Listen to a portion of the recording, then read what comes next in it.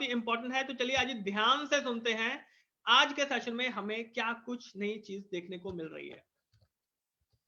So welcome to Key1 Industries, ladies and gentlemen। मैं Dhirendra Singh Key1 Industries head office Ludhiana से आप सभी का तहे दिल से बहुत बहुत शुक्रिया अदा करता हूं, धन्यवाद करता हूं। और बढ़ते हैं हमारे आज के टॉपिक की तरफ, जो कि है नेटवर्क मार्केटिंग फॉर स्टूडेंट्स। जी हां दोस्तों, नेटवर्क मार्केटिंग फॉर स्टूडेंट।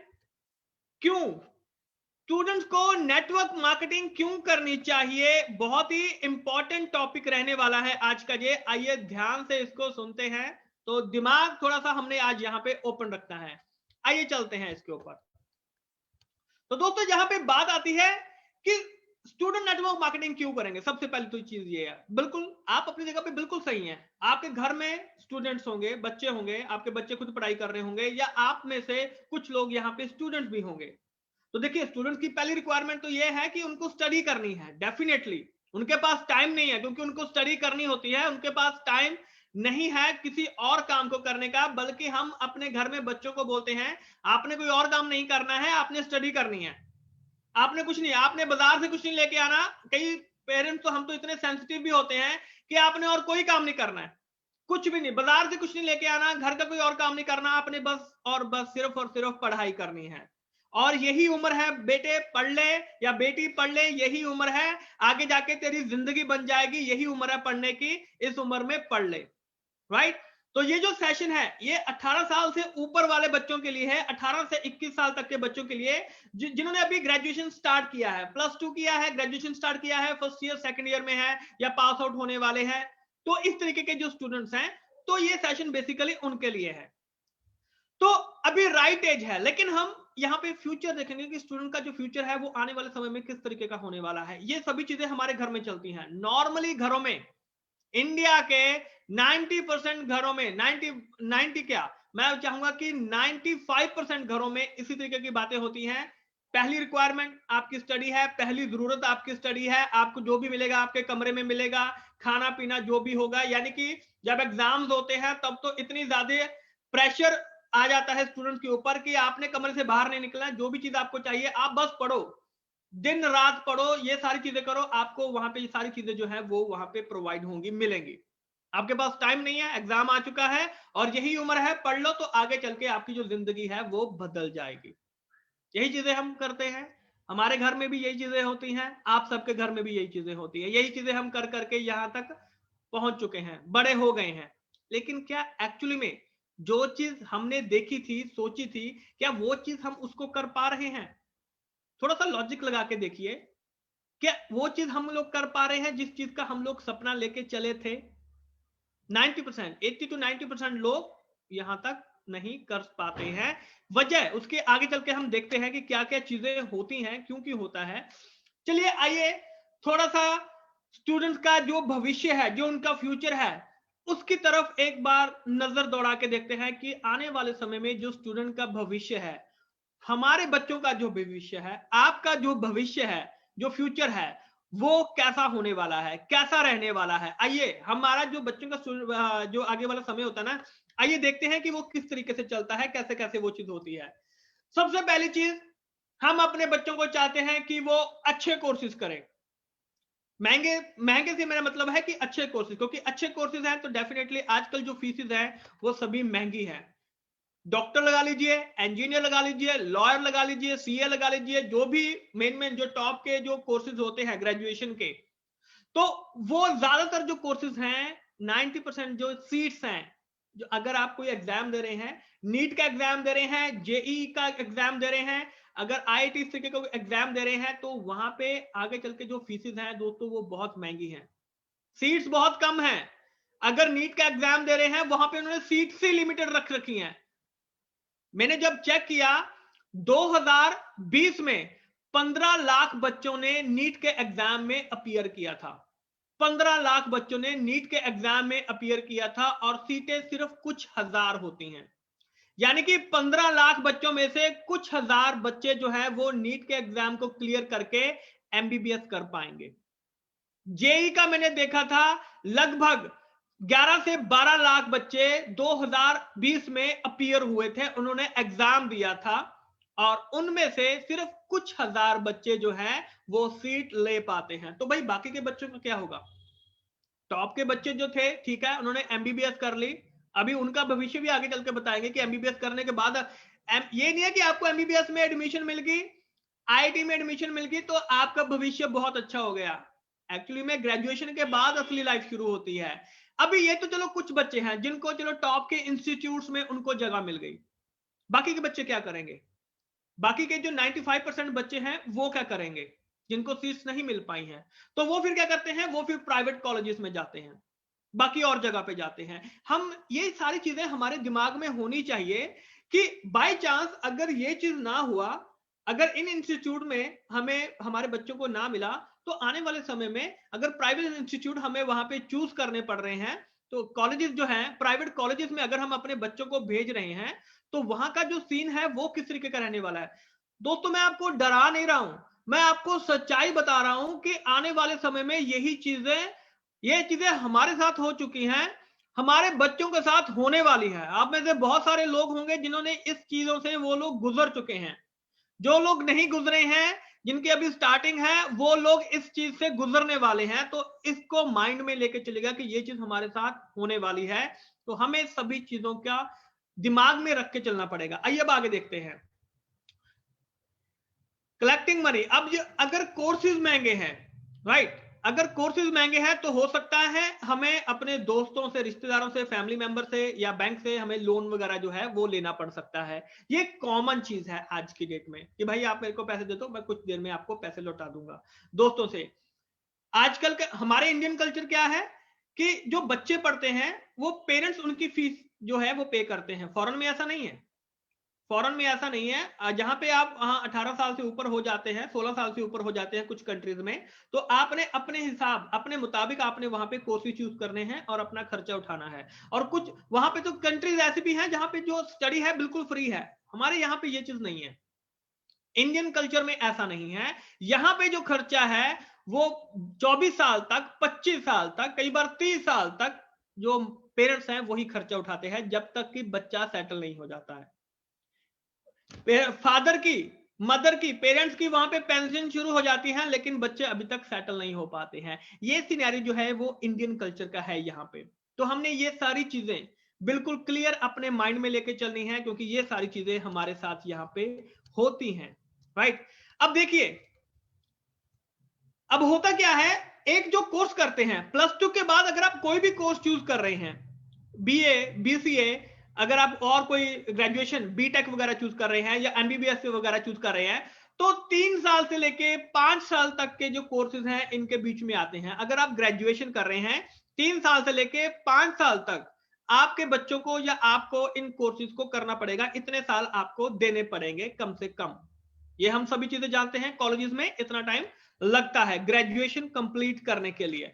और अब मिनिमम फीस देखिए, अगर आप एमबीबीएस करने जा रहे हैं, यानी कि अगर आप डॉक्टर बनना चाहते हैं, तो 1 साल की फीस, और अगर आपने अपने बच्चे को हॉस्टल में भेजा है, बाहर कहीं दूर भेजा है, हॉस्टल में नहीं भी भेजा, अगर कहीं पीजी रह के भी वो रह रहा है, तो 2 से 3 लाख रुपए का 1 साल का खर्चा आप मिनिमम मान के चलिए कि इतना खर्चा होता है आज की डेट में।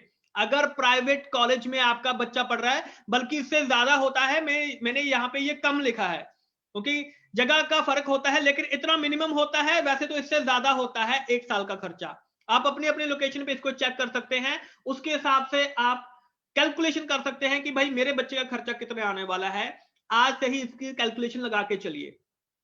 दूसरी चीज, अगर आप बीटेक करा रहे हैं, इंजीनियर बनाना चाहते हैं, यानी कि मेन जो कोर्सेज होते हैं नॉन मेडिकल, मेडिकल या कॉमर्स के बाद इनमें से ज्यादातर होते हैं। अगर सीए वगैरह बनना चाहते हैं, लॉयर वगैरह कुछ करना चाहते हैं, तो इस चीज को आप सीन को लेके चलिए। हम कुछ मेन मेन लेके चल रहे हैं।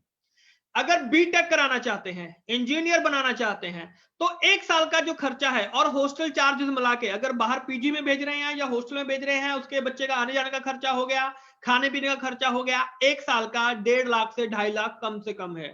होता ज्यादा है, लेकिन हम इसको कम से कम मान के चल रहे हैं कि इतना खर्चा होगा, राइट।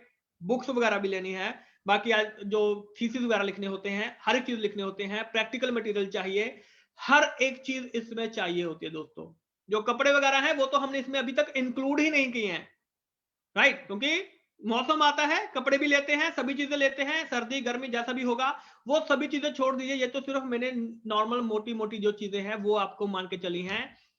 प्रैक्टिकली करके देखते हैं, प्रैक्टिकली ये चीजें हमारे साथ होने वाली हैं आने वाले समय में। अब आगे चलते हैं।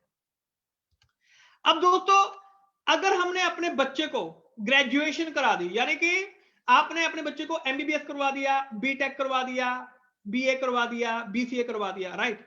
लेकिन अब बच्चा आगे पढ़ना चाहता है, आप भी चाहते हैं कि नहीं बच्चे आज मतलब कि हमने और आगे पढ़ना है, तो अगर आप उसको पोस्ट ग्रेजुएशन में भेजते हैं, यानी कि पोस्ट ग्रेजुएशन करवाने के लिए भेजते हैं, एमबीबीएस के बाद अगर एमडी करने के लिए भेजते हैं, खर्चा बहुत ज्यादा है, खर्चा बहुत ज्यादा है। बीटेक के बाद एमटेक करने के लिए भेजते हैं, खर्चा बहुत ज्यादा है।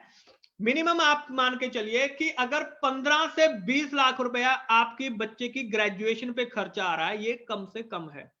आप अपनी लोकेशन के हिसाब से जिस कॉलेज में आप अपने बच्चे को भेजना चाहते हैं, और आने वाले अगर 3-4 साल बाद भेजना चाहते हैं, 5 साल बाद, तो आप कैलकुलेशन लगा लीजिए कि तब वहां पे उनकी जो फीस है उसमें कितनी बढ़ोतरी हो चुकी होगी। ये कैलकुलेशन आप अपने माइंड में लेके चलिए, राइट। और पोस्ट ग्रेजुएशन करते हैं, कम से कम 6 से 7 लाख रुपए का खर्चा है पोस्ट ग्रेजुएशन का। और जो टोटल कॉस्ट पड़ती है, अगर हम उसमें मान के चले 20 से 25 लाख रुपए की टोटल कॉस्ट जो पड़ती है एक बच्चे की पोस्ट ग्रेजुएशन करने तक, यानी कि पढ़ाई खत्म करने तक 20 से 25 लाख रुपए का खर्चा आने वाले 5 से 6 साल में आपका आपके बच्चे के ऊपर लगने वाला है खर्चा।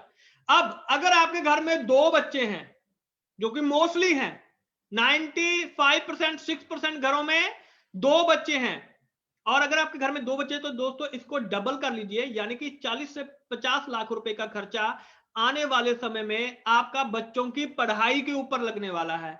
मैं डरा नहीं रहा हूं, मैं सिर्फ आपको सच्चाई बता रहा हूं कि ऐसा ही होता है, ऐसा ही होता है। तो दोस्तों अब मुझे कमेंट करके बताइए, आपको क्या लगता है कि ये चीजें सही हैं? क्या इसमें से कोई भी चीज आपको लगता है कि ये चीज ज्यादा है या कम है, या कैसे होने वाली है, आने वाले समय में कैसा होने वाला है? मुझे एक बार कमेंट करके बताइए कि आपको क्या लग रहा है कि ये चीजें होती हैं, क्या ऐसा पॉसिबल है, या मैंने यहाँ पे आपको बहुत ज्यादा यहाँ पे बता दिया है कि नहीं सर आप तो बहुत ज्यादा बता रहे हैं, इतना थोड़ी होता है, ये तो हजारों की बात होती है, 2-3 लाख रुपए में हम हो जाएगा। नहीं, बिल्कुल बिल्कुल दोस्तों, बिल्कुल ऐसा ही होता है। ये सच्चाई है जो कि हम सभी लोग जानते हैं कि ऐसा होने वाला है, ऐसा हमारे साथ, हमारे बच्चों में, हमारे आस पड़ोस में ये चीजें होने वाली हैं, राइट। हाँ धरिंदर जी, आप कैसे कराएंगे अपने बच्चों का? बिल्कुल बिल्कुल, मैं नेटवर्क मार्केटिंग में ही भेजूंगा, टेंशन मत लीजिए, राइट। तो दोस्तों अब इसके बाद देखते हैं कि अब इसके लिए इतना खर्चा निकालने के लिए फिर हम क्या करते हैं, फिर हम स्टूडेंट लोन लेते हैं, स्टडी लोन लेते हैं, हम फिर अपने बच्चों के लिए फिर हम लोन लेते हैं, राइट। तो स्टूडेंट लोन हमें लेना पड़ता है वहां पे, और हम अपने बच्चों को ग्रेजुएशन करने के बाद क्या चीज गिफ्ट करते हैं? लोन की ईएमआई, कि भाई साहब बेटा जी अब आपने अपनी स्टडी जो है वो कंप्लीट कर ली है, अब आपने जो लोन आपकी स्टडी के लिए लिया है, अब आपने वो लोन उतारना है। यही चीज गिफ्ट होती है, हम अपने बच्चों को यही चीज गिफ्ट करते हैं। और फिर जब बच्चा वहां से डिग्री लेके निकलता है, तो साथ में उसको वहां पे जो लोन की अमाउंट है उसका प्रेशर भी उसके माइंड के ऊपर लेके वो निकलता है, क्योंकि हम तो अपना कचूमर तो हम निकाल चुके होते हैं, राइट, और बच्चे के कचूमर निकालने की तैयारी उसको हम करके दे चुके होते हैं। ये सभी चीजें चलती हैं, हमें पता है कि ये चीजें होने वाली हैं, राइट। अब आगे देखते हैं आफ्टर ग्रेजुएशन। अब यहां पे आके जो चीज है वो बहुत इंटरेस्टिंग हो जाती है। अब आप अपने अपने हिसाब से मान के चलिए कि यहां पे जब बच्चा ग्रेजुएशन कंप्लीट करता है, मान लीजिए आपने ग्रेजुएशन कंप्लीट की, आपने पोस्ट ग्रेजुएशन नहीं की कि भाई साहब मैं तो इतना ही खर्चा कर सकता हूं, राइट। बाद में आप अपनी सैलरी से जो पोस्ट ग्रेजुएशन वगैरह है वो आप लोग करते रहना, राइट। तो अब जैसे ही आप कॉलेज से निकलेंगे, आज की डेट में जॉब्स का ये सीन है कि 12 से लेके 23,000 तक की स्टार्टिंग सैलरी जो है वो फ्रेशर को मिलती है। पहले तो फ्रेशर को जल्दी जॉब नहीं मिलती, लेकिन अगर मिलती है तो वो 12 से लेके 23,000 की ऑन एन एवरेज है इंडिया में, कि जब आप यहां से करके निकलते हैं, इंजीनियरिंग करके निकलते हैं, तो पहले तो यहां पे आपको जॉब ही जल्दी से नहीं मिलती है, जो हमारे यहाँ पे बहुत बड़े बिजनेस टाइकून हैं, मिस्टर नारायण मूर्ति, उनका एक स्टेटमेंट आया है कि 90% ग्रेजुएट जो ग्रेजुएशन पास करते हैं उनके अंदर इतनी स्किल्स ही नहीं है कि हम उनको जॉब के रख सकें। ये बिजनेस टाइकून का वहां पे ये बयान आया है, उनकी ये स्टेटमेंट आई है कि 90% ग्रेजुएट्स इस लायक नहीं होते हैं कि हम उसको वहां पे जॉब पे रख सकें। तो इसीलिए वहां पे जब जॉब के लिए जाते हैं तो हम वहां पे कॉम्प्रोमाइज करते हैं कि कोई बात नहीं सर, आप हमें कम पे रख लीजिए। इंटरव्यू में भी यही बोल देते हैं, इंटरव्यू में भी यही चीज बोल के आ जाते हैं कि आप हमें कम पे रख लीजिए। तो वहां पे क्या होता है, तो वहां पे जब जॉब ऑनर होता है उसको क्या चाहिए, उसको पर्सन चाहिए होता है, अगर जरूरत होगी तब वो आपको रखेगा, नहीं तो नहीं रखेगा। 12 से लेकर 23,000 रुपए की सैलरी जो है वो आपके बच्चों को या आपको वहां पे मिलने वाली है। अब आपके पास लोन चल रहा है, मान लीजिए 5 लाख, 10 लाख, 15 लाख, जो भी लोन आपका चल रहा है उस हिसाब से आप इसको मान के चलिए, जिनका चल रहा है वो आप अपनी कैलकुलेशन मान के चल सकते हैं। तो अगर ऑन एन एवरेज अगर 20,000 भी सैलरी है, चलो मान के चलते हैं 20,000 सैलरी है, 25,000 सैलरी है, आप अपने तरीके से मान के चलिए। अगर 20,000 सैलरी है तो उसमें से पहले तो बच्चे का आने जाने का खर्चा निकाल लीजिए, पेट्रोल का, डीजल का, उसका खाने पीने का वो खर्चा अब वो अपने आप से पे कर रहा है।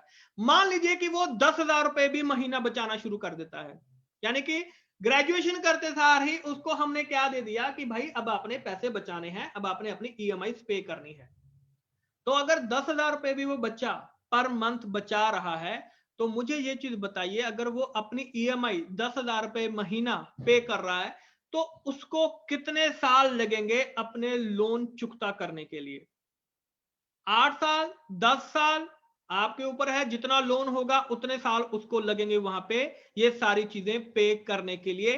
This is true, this is the truth, ये सच्चाई है, क्योंकि ये सभी चीजें हमारे पास होने वाली हैं। 10,000 बचते नहीं है, मेरे को पता है 10,000 नहीं बचते हैं, लेकिन फिर भी बचा रहा हूं आपके कि हाँ ठीक है, थोड़ा सा मन को मार के हमने वहां पे अपने बच्चे को जॉब दिलवा दी है। एमबीबीएस करते हैं ना, स्टार्टिंग सैलरी 20,000 रुपए है, आपको पता है। प्राइवेट हॉस्पिटल्स में एमबीबीएस करने के बाद जो उनको स्टार्टिंग सैलरी मिलती है 20 से 22,000 रुपए मिलती है, अगर थोड़े से अच्छे होंगे 30,000 तक मिल जाएगी, लेकिन ये ग्रेजुएशन एमबीबीएस करने के बाद की सैलरी है। इसलिए वो फिर वहां पे एमडी करने के लिए जाते हैं, फिर डीएम करने के लिए जाते हैं, डॉक्टरेट इन मेडिसिन समथिंग। तो ये सारी चीजें हैं दोस्तों यहाँ पे, तो हमने ये चीज दिमाग में लगा के चलनी है। और यही चीज, जो चीज आपने सीखी है, ये चीज आपने आगे जो भी स्टूडेंट्स हैं आपने उनको वहां पे समझाना है। ये स्लाइड आपको मिल जाएगी, पीपीटी आपके लिए ही है, जहां पे भी जाएंगे इसको 1 बार, 2 बार, 5 बार, 10 बार पढ़िए, ये आपके लिए है। लेकिन आप इस चीज को ध्यान से सुन लीजिए कि अगर ये चीज आप करेंगे तो डेफिनेटली आपका बिजनेस बहुत अच्छे तरीके से ग्रो हो सकता है। अगर स्टूडेंट के साथ काम करेंगे कैसे, उसके ऊपर बात करेंगे। तो अब दोस्तों बात करते हैं, जैसे कि ये तो लोन इंस्टॉलमेंट्स होगी, ये हमने बात ही की थी कि ये आपको मिल जाएगी, राइट, आपको सौगात में मिलेगी ग्रेजुएशन करने के बाद डेफिनेटली, या तो किसी से परचेज करेंगे या बैंक से लेंगे या कहीं और से लेंगे, तो ये चीज हमें वहां पे मिलने वाली है। अब नेटवर्क मार्केटिंग स्टडी के साथ साथ किस तरीके से की जा सकती है और क्यों करनी चाहिए, आज हम इसके ऊपर चर्चा करेंगे। क्या नेटवर्क मार्केटिंग स्टडी के साथ साथ की जा सकती है? अब कुछ लोग, जैसे हमने शुरू में बात की थी कि सर देखो स्टूडेंट को तो पढ़ना पड़ेगा, स्टूडेंट को टाइम देना पड़ेगा, अगर स्टूडेंट टाइम नहीं देगा तो वहां पे वो स्टडी नहीं कर पाएगा, फिर वो एमबीबीएस कैसे करेगा, उसके पास तो टाइम ही नहीं है। फिर वो वहां पे बाकी अपना जो बीटेक कर रहा है वो कैसे करेगा, उसके पास तो टाइम ही नहीं है। हमारा दोस्तों यहाँ पे सीन क्या होता है कि आजकल की डेट में सोशल मीडिया पे हम लोग बहुत अच्छे तरीके से एक्टिव हैं। दिल से बताइए, सोशल मीडिया पे आज की डेट में हम सब लोग बहुत ही अच्छे तरीके से एक्टिव हैं। हमें पता है, पता रहता है कि आज की डेट में क्या चीजें चल रही हैं। आजकल टीवी नहीं देखते हैं, फोन से ही सारी खबरें हमें मिल जाती हैं, और इसीलिए फेसबुक हो गया, इंस्टाग्राम हो गया, यूट्यूब हो गया, व्हाट्सएप हो गया, हर जगह पे आप खुद सोचिए आप कितना टाइम जो है वो स्पेंड करते हैं। तो ये हमारे ऊपर है, जब हम वहां पे सोशल मीडिया एक्टिविटीज जब कर रहे हैं, उनके ऊपर जब हम वहां पे टाइम स्पेंड कर रहे हैं 3 से 4 घंटे डेली, अगर हम वहां पे टाइम स्पेंड कर रहे हैं, तो भाई साहब मुझे ये चीज बताइए कि नेटवर्क मार्केटिंग करने में क्या दिक्कत है? 3 से 4 घंटे अगर आप वहां पे सोशल मीडिया एक्टिविटीज कर रहे हैं, तो क्या हम 3 से 4 घंटे में से थोड़ा सा टाइम बचा के क्या हम नेटवर्क मार्केटिंग नहीं कर सकते हैं? इतना काम नहीं कर सकते हैं, जो कि आपके आने वाले समय में आपको क्या क्या बेनिफिट देने वाला है वो मैं आपको दिखाने वाला हूं। सिर्फ अगर 1 घंटा, एक दिन में 1 घंटा सिर्फ अगर आप नेटवर्क मार्केटिंग में दे दें, अरे यार दिन भर जो मर्जी काम कीजिए, कोई दिक्कत परेशानी नहीं है। आपके लिए कह रहा हूं, आपके बच्चों के लिए कह रहा हूं, किस तरीके से, आइए उसको देखते हैं। नेटवर्क मार्केटिंग में किस तरीके से नेटवर्क मार्केटिंग आपकी जो लाइफ है वो चेंज कर सकती है, आपकी जो पर्सनैलिटी है उसको इंप्रूव कर सकता है। जब आप 4 लोगों से, 10 लोगों से, 20 लोगों से, 100 लोगों से बात करते हैं, तो मुझे ये चीज बताइए, आपकी पर्सनैलिटी इंप्रूव होती कि नहीं होती है? डेफिनेटली होती है।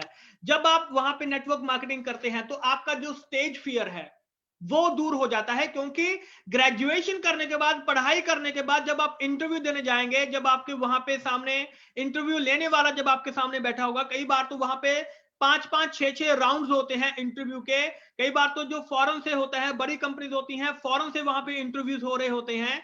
तो आपका बच्चा जब वहां पे, अगर उसको स्टेज फियर होगा, बोलने से घबराएगा, तो मुझे एक चीज बताइए, क्या वो राउंड क्लियर कर पाएगा? तभी आज की डेट में एक बच्चा 8-8, 10-10 कंपनियों में, 15-15 कंपनियों में इंटरव्यू देता है।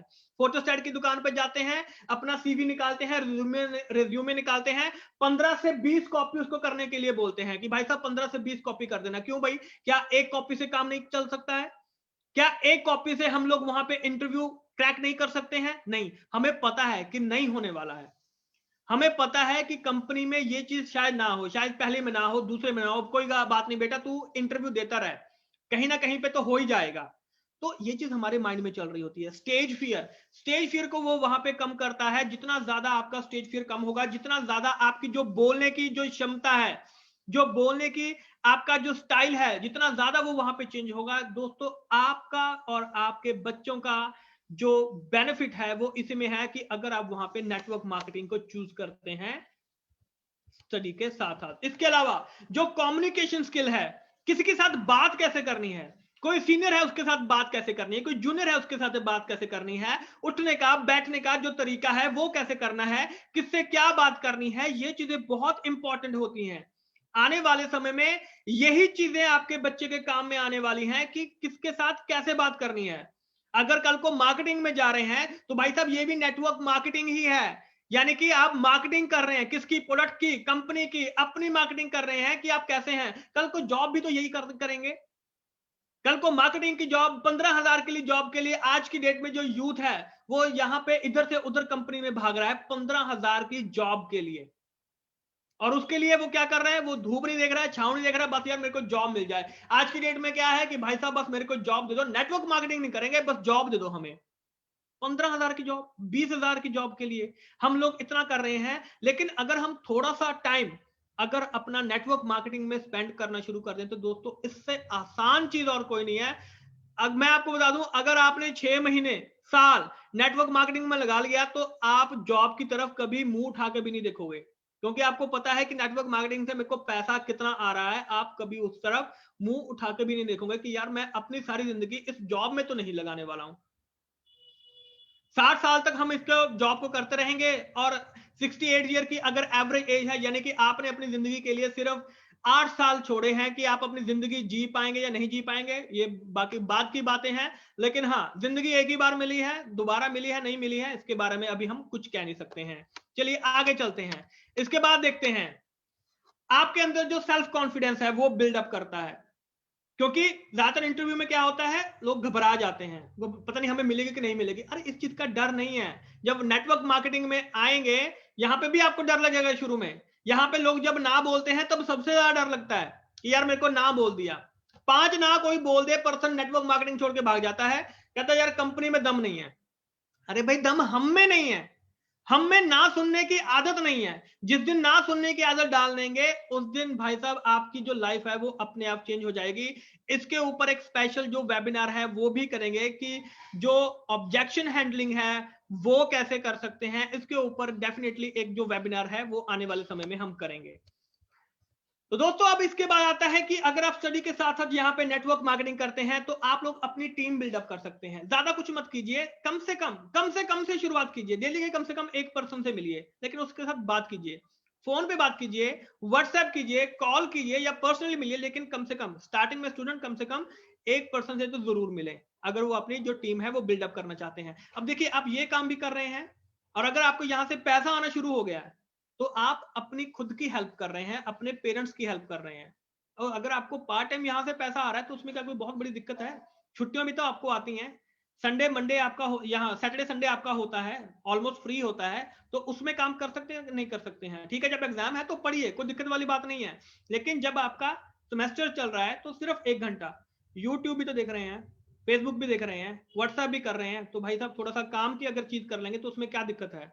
1 घंटा दे दीजिए, ज्यादा नहीं, देख लीजिए यूट्यूब जो देखना है आपने, लेकिन 1 घंटा सिर्फ अगर हम इस तरफ दे लेंगे तो my dear friend definitely team build हो जानी शुरू हो जाएगी, आपको पैसा आना शुरू हो जाएगा, तो डेफिनेटली आप खुद देखेंगे कितनी सारी जो चेंजेस हैं वो हो सकती हैं। अब नेटवर्क मार्केटिंग क्यों ज्वाइन करनी चाहिए स्टूडेंट्स को? बिल्कुल सिंपल है, हमारा मेन पर्पस क्या है? आप मुझे एक चीज बताइए, आप अपने बच्चों को इंजीनियर बनाना चाहते हैं, डॉक्टर बनाना चाहते हैं, लॉयर बनाना चाहते हैं, उसके पीछे का मकसद क्या है? एंड ऑफ द डे वो आपका मकसद क्या है कि यार मेरा बच्चा वहां पे पैसा कमाए, मैं पैसा कमाऊं, जब मैं जॉब पे लगूंगा तो भाई साहब मेरे को पैसा आना चाहिए। एंड ऑफ द डे जो बात घूम फिर के आती है ना इन चीजों के ऊपर, तो वो ये होती है कि क्या मेरे पास पैसा है, क्या मेरा बच्चा पैसा कमा पा रहा है या नहीं। नेम फेम ये सभी अभी बाद की बातें आती हैं, अगर आपके पास पैसा है तभी आपके पास चीजें हैं। अभी यहाँ पे लॉकडाउन में आपने देखा था पिछले साल, जब सभी हम लोग घर बैठे थे, तो किस चीज की जरूरत वहां पे सबसे ज्यादा थी? पैसे की। अगर आपके पास पैसा है तो आपके पास घर का राशन है, तो आप यानी कि रह रहे हैं, चैन से आप जिंदगी गुजार सकते हैं। नहीं तो बिजली के बिल भरने के भी जो लाले पड़ गए थे। तो ये हमने देखना है कि हमें सबसे ज्यादा जरूरत किस चीज की है। डेफिनेटली आप स्टडी कीजिए, आपको स्टडी करने के लिए कोई मना नहीं कर रहा है कि आपने स्टडी नहीं करनी है। मैं सिर्फ आपको एक आईना दिखा रहा हूं, एक मिरर दिखा रहा हूं कि अगर आप नेटवर्क मार्केटिंग करते हैं साथ के साथ में, 4 साल बाद आपने डिग्री कर ली और 4 साल में यहां पे आपकी इतनी बड़ी टीम बिल्डअप हो सकती है कि आप जॉब की तरफ जब आप देखने जाओगे ना, जब सामने से आपको वहां पे 15-20 हजार का ऑफर होगा, तो आप उसको ऑफर दे के आ सकते हो कि भाई मेरे साथ आजा आजा, मैं तेरे को यहाँ पे दे देता हूँ, मैं तेरे को 40,000 50,000 रुपए यहाँ पे कमा के दिखाऊंगा, तू आजा मेरे साथ आजा, यहाँ पे आके नेटवर्क मार्केटिंग ज्वाइन कर ले। ये ताकत होती है नेटवर्क मार्केटिंग में। आप किसी को भी यहाँ पे जॉब दे सकते हैं नेटवर्क मार्केटिंग में। यहाँ पे रिकग्निशन है, डेफिनेटली उतना शादी में नहीं यहाँ पे हो हल्ला होता जितना नेटवर्क मार्केटिंग में हो जाता है। अगर आप लीडर बन जाते हैं तो उतना फेलिसिटेशन आपकी शादी में नहीं होगा जितना आपका यहाँ पे नेटवर्क मार्केटिंग में होता है। अपने लीडर से पूछ के देख लीजिए, हर महीने हर हफ्ते फेलिसिटेशन होता है, कितने हार, कितने बुकेस, कितनी ट्रॉफीज लोग यहां से लेके जाते हैं, कितना फेलिसिटेशन होता है, कितना एंटरटेनमेंट होता है, कितना सेलिब्रेशन होता है। ये सभी चीजें नेटवर्क मार्केटिंग में जो है वो आपको मिल सकती हैं। जॉब में अगर आप परफॉर्म करेंगे तो ही आपको साल बाद एक आध ट्रॉफी जो है, सेलिब्रेशन जो है वो आपको मिल पाएगा, लेकिन नेटवर्क मार्केटिंग में ये सभी चीजें जो है वो बहुत ही कॉमन है। और दोस्तों नेटवर्क मार्केटिंग बिजनेस है ही इस चीज का। ये आपको पैसा मिलेगा, आपको रिकग्निशन मिलेगा, आपको फेलिसिटेशन मिलेगा, आपको सेलिब्रेशन मिलेगा, ये सारी चीजें, घूमना फिरना आपको यहां से मिलेगा। ये सभी चीजें आपको यहां से मिलेंगी अगर आप नेटवर्क मार्केटिंग को ज्वाइन करते हैं। This is the main scene. ये सबसे जरूरी है क्योंकि ये ही ट्रुथ है, ये सच्चाई है अगर आप इस चीज को करते हैं। इसके अलावा दोस्तों अगर आपकी टीम में ये जो लीडर्स हैं, ये उनके लिए मैं बात कर रहा हूं, आप सबके लिए बात कर रहा हूं। दोस्तों अगर आपकी टीम में यूथ है, आज की डेट में सीन इतना ज्यादा चेंज हो चुका है क्योंकि इंडिया एक यूथ पावर है। सबसे ज्यादा जो यूथ है, सबसे ज्यादा जो यंगस्टर हैं वो इंडिया में मौजूद हैं। तो हमारे लिए ये बहुत बड़ी अपॉर्चुनिटी है अगर यूथ हमारे साथ है, अगर मेरी टीम में यूथ है, क्योंकि यूथ को टेक्नोलॉजी पता है, उसको पता है कि क्या टेक्नोलॉजी किस तरीके से इस्तेमाल करनी है। दोस्तों अगर आपकी टीम में यूथ है तो आपका जो बिजनेस है वो बहुत तेजी से ग्रो कर सकता है, राइट। तो कोशिश कीजिए जितने ज्यादा से ज्यादा स्टूडेंट्स को हम अपने साथ में जोड़ सके, क्योंकि जितने ज्यादा स्टूडेंट्स आप अपने साथ में जोड़ेंगे उतना ज्यादा जो बिजनेस है, उतनी जल्दी जो बिजनेस है वो आपका वहां पे ग्रो करेगा। स्टूडेंट्स आपको कहां पे मिल सकते हैं? हर जगह पे स्टूडेंट मिल सकते हैं। पहले तो अपने घर में जो स्टूडेंट्स हैं पहले तो उनको ढूंढिए, उनको जगाइए। पहले तो आपके आस पड़ोस में है, स्कूल कॉलेजेस में है, आपके वहां पे इंस्टीट्यूट्स में है, यूनिवर्सिटीज में है, आपके जो कोचिंग सेंटर्स चल रहे हैं, कितने सारे कोचिंग सेंटर्स चलते हैं, आइल्स के कितने सारे कोचिंग सेंटर्स चलते हैं। सबको वीजा नहीं मिलता है, आइल्स के बहुत सारे कोचिंग सेंटर चलते हैं। लोगों में एक ही चीज है कि बाहर जाना, यहां नहीं तो बाहर से ही, कहीं ना कहीं भी तो कुछ ना कुछ तो सही। तो दोस्तों अगर आप इन चीजों को कॉमनली अपने माइंड में लेके चलेंगे तो डेफिनेटली आपको बिजनेस करने से कोई भी नहीं रोक सकता है, बल्कि आपका जो बिजनेस है वो बहुत अच्छे तरीके से ग्रो हो सकता है। और लास्टली, जो काम आपने किया दोस्तों, उसका फॉलो अप लेना बहुत जरूरी है, क्योंकि अगर आपने फॉलो अप स्किप कर दिया तो आपने अपना बिजनेस जो है वो आप खो देंगे। अगर दोस्तों आपने अपने बिजनेस का फॉलो अप नहीं लिया, जो काम आपने किया, स्टूडेंट से मिले, किसी से भी मिले, अगर आपने फॉलो अप नहीं लिया तो माय डियर फ्रेंड्स, आप अपना बिजनेस जो है वो खो सकते हैं। राइट? तो दोस्तों अपनी टीम में स्टूडेंट्स को लेके आइए, स्टूडेंट्स के साथ बात कीजिए। सीन मैंने आपको सारा समझा दिया है, फ्यूचर मैंने आपको यहां पे दिखा दिया है। अभी स्टूडेंट्स पे और बहुत सारे टॉपिक्स आने वाले हैं कि स्टूडेंट को किस टेक्निक से आप उनके साथ बात कर सकते हैं, किस चीज को उनको आप वहां पे उनके साथ बात करके उनके साथ चल सकते हैं, कहां कहां पे आपको जो स्टूडेंट्स है वो मिल सकते हैं, किस तरीके के स्टूडेंट्स आपको मिल सकते हैं, कौन से स्टूडेंट को आप वहां पे बात कर सकते हैं। बहुत सारे टॉपिक हैं जिनके ऊपर आज हम लेके आएंगे। और एक जो और टॉपिक है जिसके ऊपर कल वेबिनार होने वाला है, तो आप सभी से रिक्वेस्ट है, क्योंकि आज हमारे पास यहां पे लगभग 500 डिस्ट्रीब्यूटर्स लीडर्स आज हमारे साथ यहां पे जुड़े हुए हैं। कुछ नहीं करना है दोस्तों, सिर्फ आपने 2 नए लोगों को आपने कल के वेबिनार में लेके आना है, क्योंकि कल का वेबिनार भी ज्वाइनिंग के ऊपर है, लेकिन एक अलग टॉपिक के साथ, एक अलग चीज के साथ कि किस तरीके से हम वहां पे उनके साथ जो बिजनेस है वो कर सकते हैं। अगर आपकी टीम से लोग जुड़ेंगे तो डेफिनेटली आपका बिजनेस भी ग्रो होगा। और दोस्तों ये जो पीपीटी है ये आपके लीडर्स तक पहुंच जाएगी। लीडर के साथ बात कीजिए, उनके साथ, स्टूडेंट के साथ बात कीजिए। जो भी चीज आपने यहाँ पे देखी तो डेफिनेटली आपका जो बिजनेस है वो बहुत ही अच्छे तरीके से ग्रो हो सकता है। तो दोस्तों आपका जो ये जो सेशन है ये कैसे लगा, एक बार मुझे प्लीज कमेंट करके जरूर बताइए आपको आज का सेशन जो है वो कैसा लगा। और अगला सेशन, आने वाले समय में जो सेशंस हैं वो आप लोग किस चीज पे चाहते हैं उसके ऊपर भी कमेंट कीजिए, तो डेफिनेटली हम वहां पे आपके लिए वो चीजें लेके आएंगे।